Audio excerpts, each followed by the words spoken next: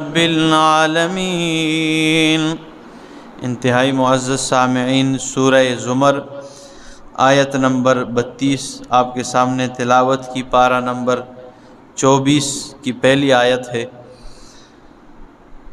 اب یہاں فرمایا کہ کون ہے بڑا ظالم؟ اس سے جو اللہ رب العزت پر جھوٹ بولے۔ اللہ پر جھوٹ بولنا یہ ہے کہ اللہ کے سوا مختار کل اور متصرف اور اسی طرح کارساز، مشکل کشا، حاجت روا اللہ کے علاوہ کسی اور کو مان لیا جائے، یہ ظلم ہے۔ اسی طرح فرمایا وَكَذَّبَ بِالصِّدْقِ، اور جھٹلایا سچائی کو، سچی بات کو جھٹلایا۔ تو سچی بات علماء کرام فرماتے ہیں کہ اس کا پہلا مصداق قرآن کریم ہے، اور اس کے بعد وہ سارے کے سارے احکام شرعی جو جناب رسول اللہ صلی اللہ علیہ وسلم لے کر آئیں، تو یہ سارے مراد۔ فرمایا کون ہے اس سے بڑا ظالم؟ جو سچی بات کو جھٹلائے اور اللہ رب العزت پر جھوٹ بولے۔ تو فرمایا فَمَنْ أَظْلَمُ مِمَّنْ كَذَبَ عَلَى اللَّهِ، پس کون ہے بڑا ظالم اس سے کذب علی اللہ، کہ جو جھوٹ بولیں اللہ پر۔ یہ 3 مقامات پہ، بلکہ زیادہ یہ آیت ہے۔ فرمایا ایک مقام پہ فَمَنْ أَظْلَمُ مِمَّنْ مَنَعَ مَسَاجِدَ اللَّهِ أَنْ يُذْكَرَ فِيهَا اسْمُهُ وَسَعَى فِي خَرَابِهَا، اور دوسرے مقام پہ فرمایا فَمَنْ أَظْلَمُ مِمَّنْ كَتَمَ شَهَادَةً، کون ہے اس سے بڑا ظالم جو گواہی کو چھپا لے۔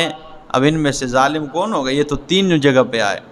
علماء فرماتے ہیں جہاں فرمایا فَمَنْ أَظْلَمُ مِمَّنْ مَنَعَ مَسَاجِدَ اللَّهِ، تو کوئی گھروں سے منع کر رہا ہے، کوئی کس سے منع کر رہا ہے؟ منع کرنے والوں میں سب سے بڑے ظالم وہ ہیں جو اللہ کے مساجد سے روکتے ہیں۔ أَن يُذْكَرَ فِيهَا اسْمُهُ، یہ کہ وہاں قرآن بیان کی جائے، یہاں اللہ کا ذکر کیا جائے، اور ذکر سے مراد قرآن ہے۔ اِنَّا نَحْنُ نَزَّلْنَا الذِّكْرَ وَإِنَّا لَهُ لَحَافِظُونَ۔ اور جہاں فرمایا من اظلم، جیسے یہاں فمن اظلم ممن کذب علی اللہ، کون ہے بڑا ظالم اس سے جو اللہ پر جھوٹ بولے۔ جھوٹ تو بہت سارے لوگ بولتے ہیں، بہت جھوٹ بولتے ہیں، لیکن جھوٹوں میں سب سے بڑا ظالم وہ ہے جو اللہ رب العالمین پر جھوٹ بولتا ہے۔ اور جہاں فرمایا من اظلم ممن کتم شہادتاً، کون ہے اس سے بڑا ظالم جو گواہی چھپا لے۔ تو چھپانے والوں میں اور چوروں میں سب سے بڑا چور اور ظالم وہ ہے جو اللہ کی توحید کے مسئلے کو چھپا لے۔ تو یہاں فرمایا کہ جو اللہ پر جھوٹ بولے اس سے بڑا ظالم، تو جھوٹ بولنے والوں میں سب سے بڑا جھوٹا وہ جو اللہ پر جھوٹ بولے۔ اور وَكَذَّبَ بِالصِّدْقِ، اور جھٹلایا بالصدق، سچی بات کو، اذ جاءہ، جب اس کے پاس آ گیا، الیس فی جہنم، آیا نہیں ہے جہنم میں، مثوی للکافرین، ٹھکانہ کافروں کے لیے، والذی جاء بالصدق، اور وہ شخص جاء بالصدق جو آیا گیا سچائی کے ساتھ، بالصدق سچے دین کے ساتھ، قرآن لے کر آ گیا، وصدق بہ، اور وہ جس نے اس کی تصدیق کی ہے۔ کس نے تصدیق کی ہے؟ جناب رسول اللہ صلی اللہ علیہ وسلم دین لے کے آئے۔ وصدق بہ، اور صدیق اکبر رضی اللہ تعالیٰ عنہ نے تصدیق کی ہے۔ کچھ علماء فرماتے ہیں یہ آیت صدیق اکبر رضی اللہ تعالیٰ عنہ کی شان میں وصدق بہ، اور اس نے تصدیق کی ہے، کیونکہ اس نے ایسی تصدیق کی ہے کہ سارے صحابہ کرام جتنے بھی ہیں ہر ایک نے سوچ سمجھ کے ایمان قبول کیا ہے۔ لیکن جب اللہ کے رسول نے فرمایا ابو بکر مجھے اللہ نے نبی بنا دیا ہے، نبوت کا تاج میرے سر پہ سجا دیا ہے، ابو بکر صدیق فرمانے لگے جب آپ کو اللہ نے نبی بنا کر بھیجا ہے، جب آپ کو اللہ نے نبوت دے دی ہے، تو میں ابو بکر آپ کا پہلا امتی ہوں، سب سے پہلے ایمان لانے والے ابو بکر صدیق رضی اللہ تعالی۔ اور اسی طرح جب معراج کے رات آپ آسمانوں کی سفر کر کے آئیں، صبح ابو بکر صدیق رضی اللہ تعالیٰ عنہ کے سامنے جب یہ بات کی کہ رات میں نے آسمانوں کی سیر کی ہے، ابو جہل لوگوں کے سامنے جب اللہ کے رسول نے کہا، ابھی ابو بکر صدیق رضی اللہ تعالیٰ عنہ نہیں آئے تھے، تو ابو جہل کو موقع ہاتھ مل گیا اور ابو بکر صدیق رضی اللہ تعالیٰ عنہ کے راستے میں کھڑے ہو گئے۔ اور جب ابو بکر صدیق رضی اللہ تعالیٰ عنہ آنے لگے، ابو جہل نے کہا، ابو بکر سن لے ذرا، اگر جس کو تو نے اپنا ساتھی مان لیا ہو اور تمہارا کوئی ساتھی ہو، اس نے نبی علیہ السلام کا نام نہیں لیا، چال باز تھا نا، تمہارا کوئی دوست ہو اور وہ یہ دعویٰ کریں کہ میں نے آسمانوں کی سیر کی ہے، وہ بھی رات کی ایک گھڑی میں 7 آسمانوں کی سیر کی ہے اور سدرۃ المنتہا تک پہنچ گیا ہوں اور پھر واپس بھی آ گیا ہوں، تو مان لے گا؟ صدیق اکبر ہوشیار تھے، سمجھ گئے، کہنے لگے اگر یہ بات میں کہوں تو جھوٹے نہیں ماننی چاہیے، اگر یہ بات تو کہے ابو جہل تب بھی جھوٹے نہیں ماننی چاہیے، اگر میرا باپ ابو قحافہ کہے تب بھی جھوٹے نہیں ماننی چاہیے، لیکن یاد رکھنا مکے میں ایک ہستی ہے جس کا نام محمد عربی ہے صلی اللہ تعالیٰ علیہ وسلم، اگر یہ دعویٰ انہوں نے کیا ہے تو ابو بکر آنکھیں بند کر کے اسے تسلیم کرنے کو تیار ہے۔ اگر یہ دعویٰ انہوں کا ہے تو پھر میں آنکھیں بند کر کے تسلیم کرتا ہوں، بھائی وہ سچ کہہ رہے ہیں۔ تو ابو جہل سمجھ گیا کہ کچھ نہیں بننے لگا، تو فرمایا وصدق بہ، اور جس نے تصدیق کی ہے، اولئک، یہی لوگ ہیں، ہم المتقون، یہی تقوی دار ہیں، یہی بچنے والے، لہم ما یشاءون، ان کے لیے وہ چاہیں گے، عند ربہم، ان کے رب کے ہاں، ذالک جزاء المحسنین، اور یہی بدلہ ہے محسنین، احسان کرنے والوں کا، لیکفر اللہ عنہم، تاکہ اللہ دور کر دے ان سے اسوأ الذی، برے وہ کام، عملو جو انہوں نے کیے، ویجزیہم، اور انہیں بدلہ دے، اجرہم، اجر ان کا، بأحسن الذی، اچھا ان کا موقع، کانوا یعملون، جو انہوں نے کیے ہیں۔ الیس اللہ بکاف عبدہ، آیا نہیں اللہ کافی اپنے بندے کو بچانے کے لیے، اپنے بندے کو مصیبت سے بچانے کے لیے؟ آیا اللہ کافی نہیں اپنے بندے کو کارساز کے لیے؟ آیا حاجت روا کافی نہیں ہے؟ اور میرا پاک پیغمبر، وَيُخَوِّفُونَكَ بِالَّذِينَ، اور یہ لوگ آپ کو ڈراتے ہیں ان لوگوں سے، مِن دُونِهِ، جو اللہ کے علاوہ ہیں۔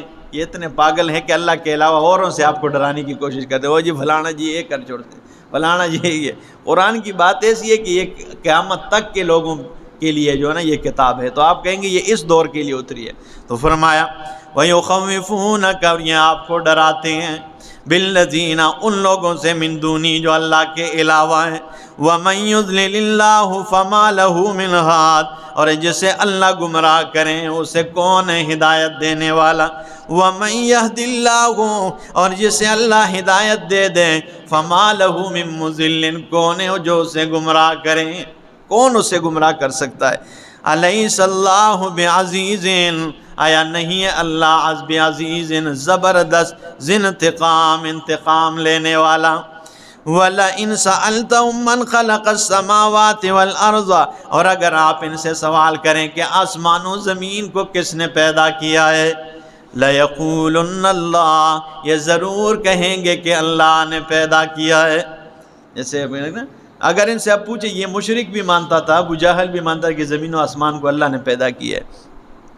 توحید یہ نہیں ہے کہ ہم کہیں آسمان زمین اللہ نے پیدا، یہ تو مشرک کافر کو بھی پتہ ہے۔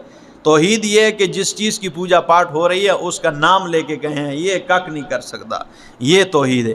تو فرمایا اگر آپ ان سے سوال کریں، من خلق السماوات والارض، ہمارا قصور صرف یہ ہے کہ ہم نام بتا دیتے ہیں، ٹھیک ہے نا، اور باقی جو اپنے آپ کو بچا کے بیان کرتے ہیں تو وہ یہی کہتے ہیں پھر اللہ نے آسمان پیدا کیا، زمین، یہ تو ان کو بھی پتہ تھا، یہ قرآن نے کہا ہے نا، وَلَئِن سَأَلْتَهُمْ، اگر آپ ان سے سوال کریں، من خلق السماوات والارض، کس نے آسمان و زمین کو پیدا کیا ہے، لَيَقُولُنَّ اللَّهُ، ضرور کہیں گے اللہ نے۔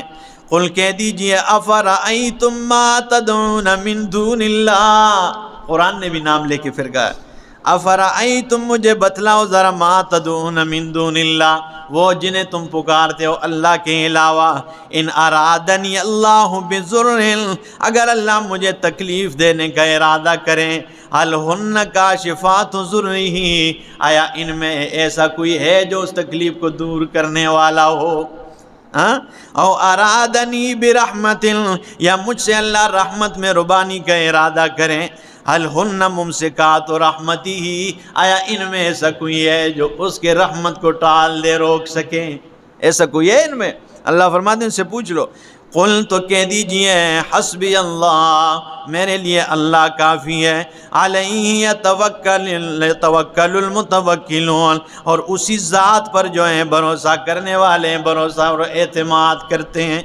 قل کہہ دیجئے میرا پاک پیغمبر یا قوم عملوا علی مکانتکم اے میری قوم عمل کرو تم اپنی جگہ پر، انی عامل میں بھی عمل کرنے والا ہوں، فسوف تعلمون قریب تم جان لوگے۔ اس سے لوگوں نے غلط مطلب یہ اس آیت سے کہ نبی علیہ السلام نے بھی کہا چلو تم اپنے عمل کرو میں اپنا عمل کروں، یہ بات ہے کوئی؟ یہ پیغمبر کی شان نشان ہے، سمجھو بھائی معنی سمجھو۔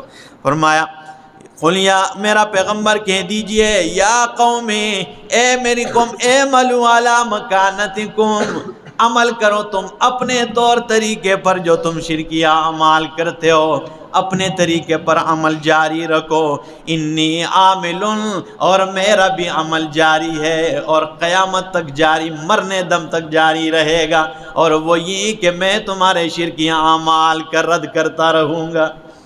یہ بات مطلب یہ نہیں کہ چلو تم اپنے کرو تو میں اپنا کر سا، یہ کیا بات ہوئی ہے؟